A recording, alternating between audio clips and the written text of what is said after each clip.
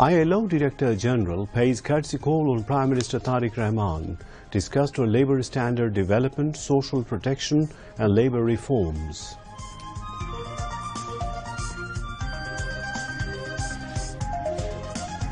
Home Minister directs members of Border Guard Bangladesh BGB to maintain highest level of vigilance along borders to check push-in and other cross-border crimes.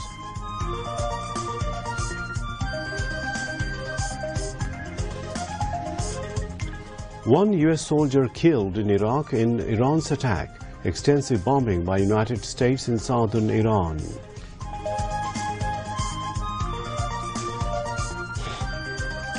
And Spain win Football World Cup, beating Argentina. Golden Boot goes to France's Kylian Mbappe and Golden Ball to Spanish captain Rodri. Assalamu alaikum viewers, this is News at 10 on BTV News. I am Imtiaz Ahmed Siddiqui. You just heard the highlights. Let's move on to the details of those and other stories. Prime Minister Tariq Rahman emphasized the importance of adopting a realistic plan to expand the family card program nationwide in phases, ensuring the best use of modern technology and strengthening effective coordination among all relevant ministries and agencies. He laid the importance at a meeting on the nationwide expansion plan and implementation strategy for the family card program. The Prime Minister chaired the meeting at the Cabinet Division in the Bangladesh Secretariat today. The meeting reviewed the progress of the implementation of the Family Card Programme, one of the key commitments outlined in the BNP's election manifesto, and discussed in detail the roadmap for its gradual expansion across the country.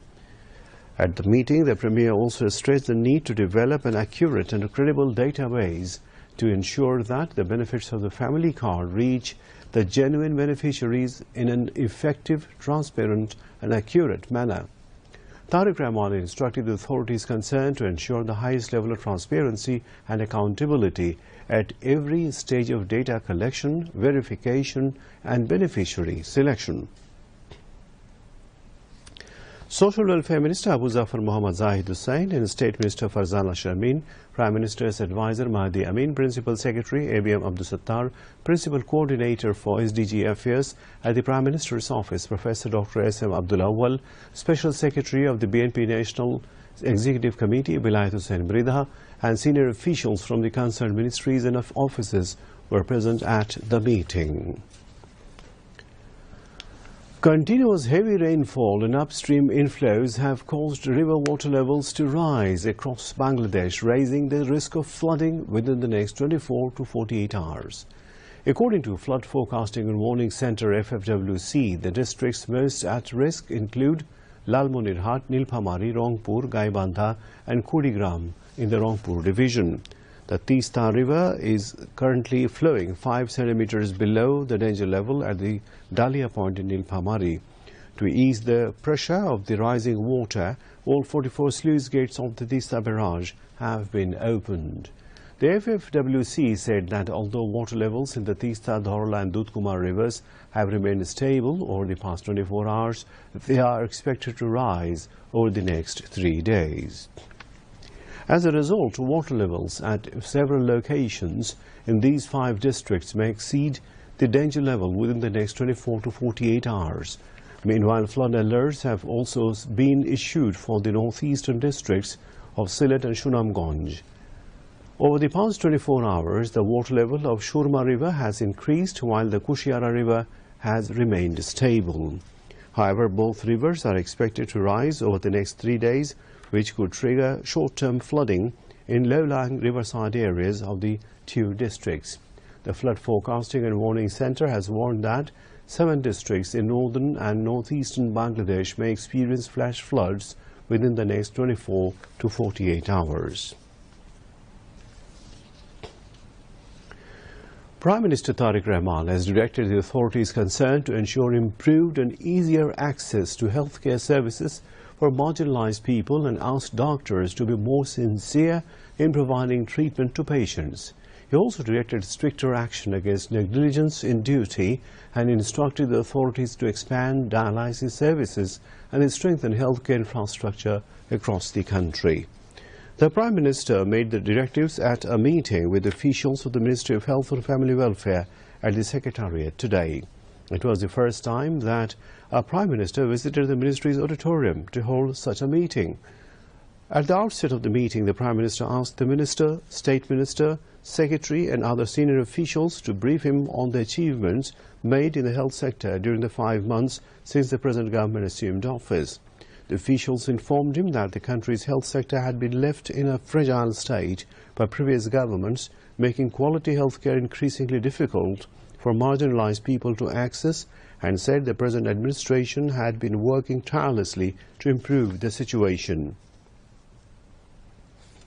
Referring to allegations frequently raised in the media and on the social media that patients at the proposal level often fail to receive satisfactory treatment despite the presence of doctors, the Prime Minister directed the authorities to take necessary measures, including disciplinary action where negligence on duty is found. The Prime Minister also stressed the need to improve treatment facilities for kidney patients.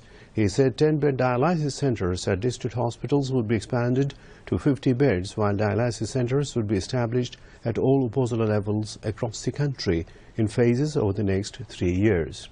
He directed the authorities concerned to develop the required skilled manpower and ensure adequate logistic support for the expansion program. The meeting also discussed the government's initiative to upgrade upazila health complexes from 51 to 101 beds, including the required manpower and infrastructure. Engineers from the Public Works Department presented detailed infrastructure designs and implementation plans. Health Minister, State Minister for Health, senior officials of the ministry, and directors and top officials of Dhaka Medical College Hospital, Bangladesh Medical University, and several other hospitals in the capital attended the meeting. Prime Minister Tariq Rahman said that his government is attaching the highest importance in protecting workers' rights, ensuring a safe working environment, and implementing international labour standards. The Prime Minister said this when International Labour Organization ILO Director General Gilbert F. Hongbo paid a courtesy call on him at his office in the Secretariat today. At the outset of the meeting, the ILO Director General congratulated Tariq Rahman on assuming office as the head of the government. Hongbo said that international confidence in Bangladesh had been further strengthened following the assumption of office by a government elected through the direct votes of the people. In this context, the ILO Director General said the ILO is interested in further strengthening its long-standing partnership with Bangladesh and will continue to work closely with the government for the development of the labour sector. In response, the Prime Minister thanked the ILO for its continued cooperation and said that his government is attaching the highest importance to protecting workers' rights and ensuring a safe working environment and implementing international labour standards. The ILO Director General also congratulated the Prime Minister on this election of Bangladesh's Foreign Minister, Dr. Khan, as the President of 81st Session of the United Nations General Assembly, UNGA. Hongbo also highly praised the present government for achieving other diplomatic successes at the international level within a short period. During the meeting, the ILO Director General said that Bangladesh government's ongoing labour sector reforms and commitment to implementing international labour standards are being positively recognized globally. The other areas which came up in the discussion during the meeting includes workers' protection, skills development, expanding employment opportunities, and developing a skilled workforce to meet the demands of the changing global labour market. They also discussed the progress of Bangladesh's ready-made garment sector, workplace safety, the development of the informal labour market, and Bangladesh's achievements in implementing international labour standards. Both sides stressed the importance of strengthening cooperation between the government and the ILO to further advance the ongoing labour sector reform initiatives. They also exchanged views on ensuring the rights and welfare of migrant workers, establishing a safe and orderly migration system, and further strengthening cooperation in enhancing the skills of the overseas-bound workers. During the meeting, Tariq Rahman reiterated his government's commitment to ensuring a worker-friendly and sustainable working environment. Besides, the ILO Director General expressed his commitment to further expanding the organization's existing cooperation with Bangladesh and working jointly for the development of the country's labor sector.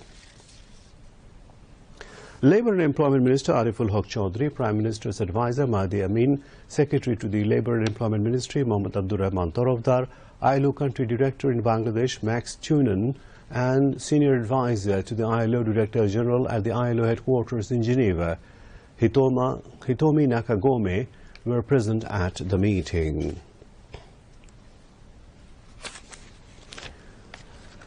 Prime Minister Tariq Rahman on Monday pledged to maintain unity among the political parties that joined the simultaneous anti-fascist movement, saying his government would always put the interests of the people ahead of political considerations. The Prime Minister made the remarks while speaking at a courtesy meeting and dinner with leaders of parties that took part in the simultaneous anti-fascist movement alongside the BNP. He urged the alliance partners to remain patient, saying the government must first meet the expectations of the people. The people have placed enormous expectations on us. Let us work together to fulfill those expectations first. We were together in the past, we are together today, and we will remain in future. Prime Minister Tariq Rahman exchanged greetings with leaders of the allied parties before hosting a dinner in their honor. BNP Secretary General Mirza Fakhrul Islam Alamgir conducted the program and delivered the welcome address. Leaders who spoke included Nagorik Oikko President Mahmoud Rahman Manna, 12-Party Alliance Chief Coordinator and Jatiyo Party Qazi Zafar Chairman Mustafa Jamal Haider, Bangladesh Jatiyo Party Chairman Andalib Rahman Partho, Biplobi Workers' Party General Secretary Saiful Haq, Ganoforum President Shubroto Chaudhry, Jamiyat Ulama Islam Bangladesh Secretary General Maulana Dr. Ghulam Mohyuddin Ikram, and Ganotol Chairman ATM Ghulam Mola Chaudhry. After arriving at the venue, the Prime Minister went from table to table, exchanging greetings and pleasantries with the leaders of the allies.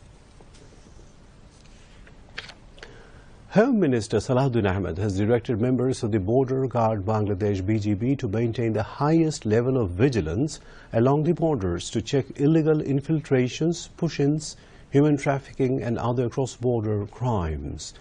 Home Minister issued the directives while addressing BGB personnel during a visit to the BGB headquarters at Pilkhana in Dhaka today. Speaking at an interaction meeting held at Shahid Shakil Ahmed Hall, Salahuddin Ahmed called on BGB members to perform their duties with patriotism, integrity and professionalism. He stressed the importance of maintaining discipline, respecting the chain of command, upholding mutual respect and professional conduct, and remaining vigilant against rumors and misinformation by relying on verified information. Expressing confidence in the force, Home Minister said BGB members, inspired by the motto Bangladesh First, would continue to safeguard the country's borders, sovereignty and national interests with discipline, sacrifice and professionalism. Local Government Minister Mirza Fakhrul Islam Alamgir has said that imported mosquito control chemicals are expensive and in many cases do not produce the expected results. He stressed that greater importance should therefore be given to domestic research and innovation. He made the remarks virtually today while addressing a special exhibition in the capital titled Use of Domestic Innovations and Technology in Mosquito Control. The exhibition, organized by the social organization Youth to World, showcased a locally developed technology for controlling mosquito larvae. During the event, inventor M.A. Hamid presented his innovation, explaining its effectiveness, methods of application and practical use in the field. Participants at the program said that expanding research and promoting the practical implementation of locally developed technologies could open up new possibilities for controlling dengue and other mosquito-borne diseases. The government is moving forward with a series of policy reforms aimed at attracting both domestic and foreign investment by reducing bureaucratic obstacles and improving the overall investment climate. As part of the initiative, the government plans to simplify the investment approval process, ensure policy consistency, make special economic zones more effective, and strengthen the one-stop service system for investors. Business leaders have welcomed these measures, describing them as a positive step. They say that investors' confidence will grow further if the government can ensure faster public services, maintain stability in tax policies, and reduce administrative complexities.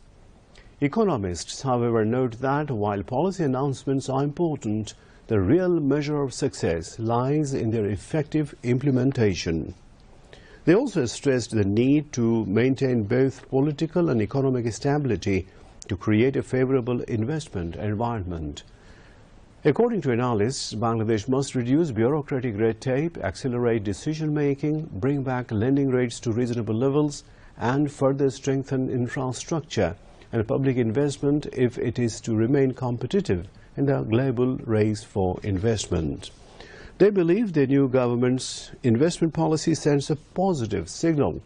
However, they emphasize that the greatest challenge in attracting higher levels of foreign investment will not be policy announcements, but the effective implementation of those commitments.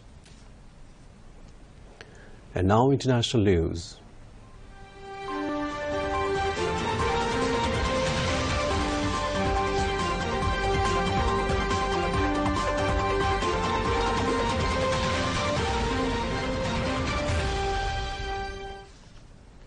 Ignoring the Memorandum of Understanding signed with the aim of achieving a ceasefire, retaliatory attacks between the United States and Iran have claimed the life of a U.S. soldier in Iraq. With this latest casualty, the total number of U.S. troops killed in the renewed conflict has risen to 17.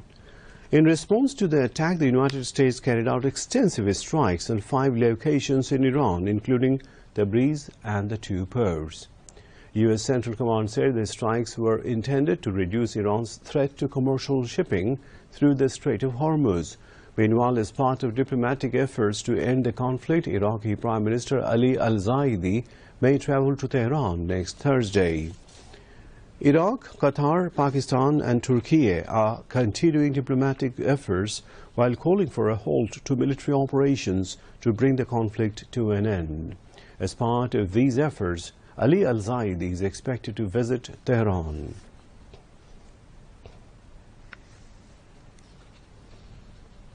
Russia has launched a massive missile attack on Kyiv, the capital of Ukraine. At least 1 person was killed and 7 others injured. The strikes ignited fires in multiple locations across the city and caused extensive damage. The attack continued for 5 consecutive hours. Since the war began, this was one of the largest missile attacks on Kyiv. Ukrainian officials said that Russia fired around 40 Iskander-M and hypersonic Zircon missiles at Kyiv during the assault. At around 1:30 a.m., residents heard air raid sirens. Initially, the sounds of the city's air defense systems could be heard. A few minutes later, a series of powerful explosions shook the surrounding area. Within less than an hour, dozens of missiles struck the city. The blasts rattled homes in Kyiv's historic city center, while car alarms on the streets began sounding. At around 6:30 a.m., air raid sirens were activated for a second time, and reports emerged of additional attacks.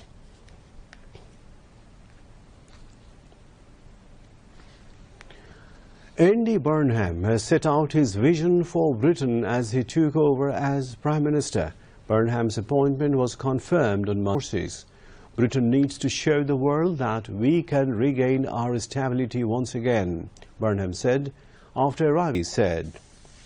The former mayor of Greater Manchester said he was fed up with the country's revolving door of leadership, which should invite a moment for reflection and new resolution for British politics. Starmer was ousted by his peers about a month ago On leaving office, he labelled his work as Prime Minister the privilege of my life and said that Burnham has his full support. Back to home news. Power, Energy and Mineral Resources Minister Iqbal Hasan Mahmood has urged the non-government organizations to set up solar panel at the rural level with a view to saving electricity. He made the call while speaking at a meeting at Bangladesh-China Friendship Conference Center in Dhaka today. Power Minister said government is planning to produce 10,000 megawatt electricity at the initial phase. Highlighting to reduce the import of fuel of energy, Iqbal Hasan Mahmood said government has spent $2 billion so far after assuming power. The minister said electricity from solar panel will boost up the rural economy of our country. He assured the non-government organizations to help financially to establish solar panel at the grassroots level. And now, weather news.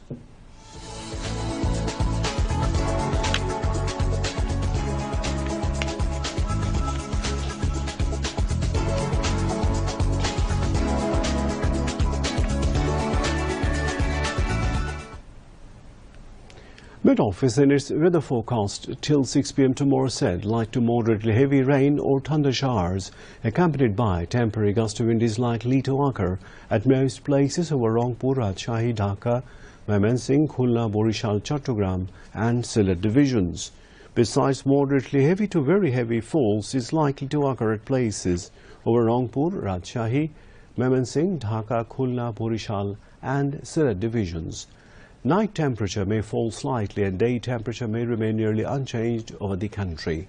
Maximum temperature of the country was recorded 32.6 degrees Celsius at Jashore and minimum temperature was recorded 22 degrees Celsius at Sylhet in the 24 hours since 6 p.m. yesterday.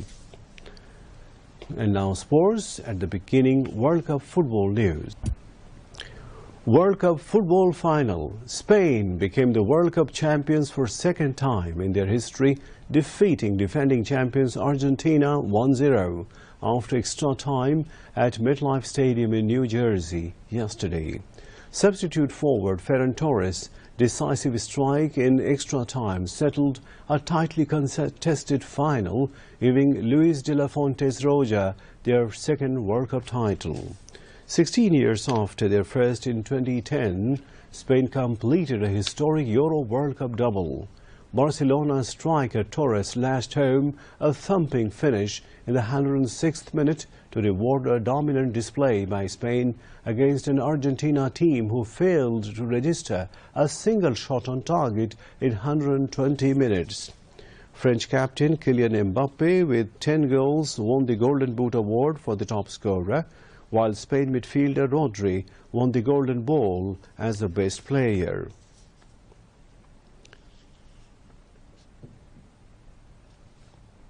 Kylian Mbappe has become the first player to win the World Cup Golden Boot twice after earning the award for top scorer at the 2026 tournament. The France forward netted 10 goals in 8 games to edge out Lionel Messi in a high-quality race. Having struck 8 times to finish top scorer at Qatar 2022, Mbappe won the Golden Boot in back-to-back World Cups. A 27-year-old was the first man to reach double figures for World Cup goals since Gerd Müller for West Germany in 1970. Manchester City midfielder Rodri, a key figure in Spain's run to a second men's World Cup triumph, was named best player. The 30-year-old received the Golden Ball from FIFA President Gianni Infantino on the field at the MetLife Stadium following the final in New Jersey. Spain's Unai Simon claimed the Golden Glove Award for Best Goalkeeper after conceding just once in 8 games. Pau Cubarsí, the 19-year-old Barcelona centre-back, received the award for the tournament's Best Young Player. He was a key figure in the Spanish defense that only conceded once all tournament and restricted Argentina to 2 shots in the final with none on target. To end the bulletin headlines once again. Prime Minister Tariq Rahman stresses the need to develop accurate and credible database to ensure that benefits of family card reach genuine beneficiaries in effective, transparent and accurate manner. Heavy rainfalls expected in various regions of the country from July 21. Risk of short-term floods in several districts in next 2 days.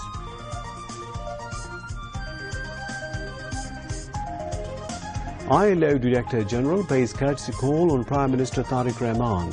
Discussion on labour standard development, social protection and labour reforms.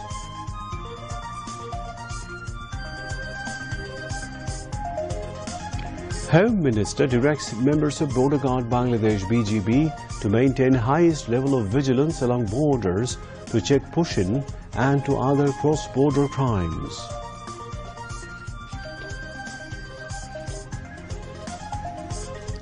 One US soldier killed in Iraq in Iran's attack. Extensive bombing by United States in southern Iran.